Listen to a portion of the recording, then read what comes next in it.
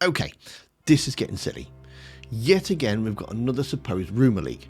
A couple of weeks ago, it was Resident Evil 9, it's going open world, and then Resident Evil 1 is getting a full-on remake, and now, according to a so-called leaker, who I'm not going to name because I think they're getting way too much publicity, is just riding the wave of stuff to make up. Now, because the supposed leak says that we're not going to get Resident Evil 1 remake, it's actually going to be Resident Evil 0 and Code Veronica. Welcome back to the world of survival horror. I'm going to ask you guys a question. Do you want me still to cover rumours and leaks and that kind of stuff? Because, to be honest, it's taking me away from making other Resident Evil videos.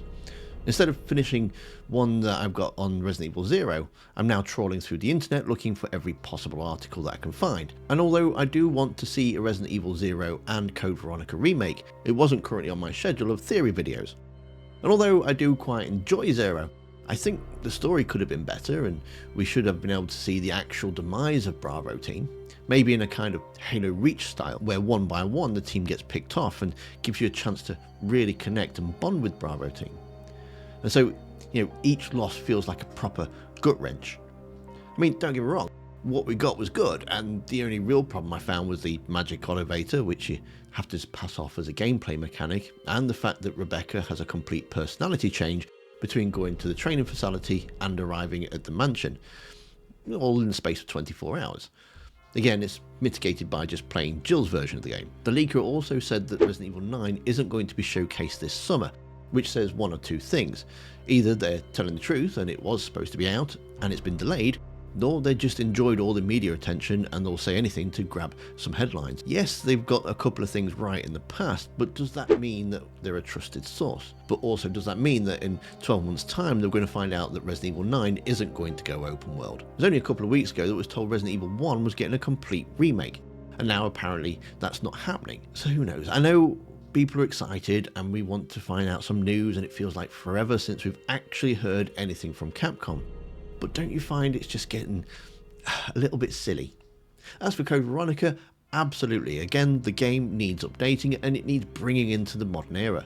It finishes off Claire's story really well, and the graphics are starting a little bit dated. One thing I do hope though is they keep the infinite herb trick in.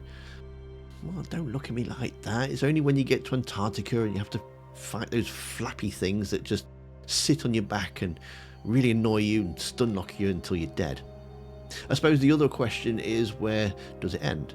I understand Resident Evil 2 and 3 being remade because you can't really find them on modern day systems, and that's probably why they called Resident Evil 2, probably why they didn't call Resident Evil 2 Remake or Resident Evil 3 Remake. They just called Resident Evil 2 and 3, because for new people that come into the franchise, they're the only versions that people are going to play. As for Resident Evil 4, I don't think it needed to be remade because you can actually find that everywhere, but they did a fantastic job. And I'm quite honest, they did, to be fair, because I really didn't like 4, but you still can find that on pretty much any system. But then what's next? Is it Resident Evil 5? Resident Evil 6? Granted, it's going to take them a while, but wouldn't it be better just to concentrate on the series going forward? As for Code Veronica, I completely understand there is a lot of love for Code Veronica, but in the grand scheme of things, do you really need a Resident Evil 0 remake? Yes, there's a lot that could be done with it, and it does need it, I suppose. With the modern day versions of Resident Evils 2 and 3, and the way that they've changed locations and changed what's happening in the games, it does beg the question, does Resident Evil 0 now truly exist in canon? Because it ties more into the original trilogy. And if you want to know more about my thoughts on that, then you need to watch the video that's on screen now. Thanks for watching, don't forget to hit that like button, and I'll see you survivors next time.